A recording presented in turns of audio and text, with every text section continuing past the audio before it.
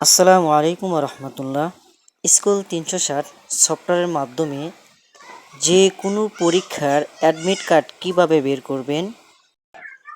প্রথমত আপনারা আপনাদের সফটওয়্যারে লগ ইন করে নেবেন।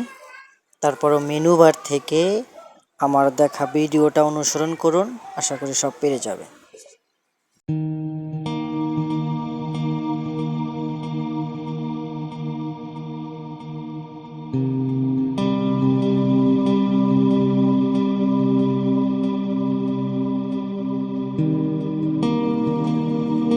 এখানে অনেকগুলো মেনু আছে, আপনি চাইলে ডেট দিতে পারেন, আবার ওয়াটারমার্ক আছে সেটাও দিতে পারেন। তারপরে অনেকগুলো আছে টিক চিহ্ন দিলে সেগুলো শো করবে। আবার বাংলা ইংরেজি সেটাও দিতে পারবেন।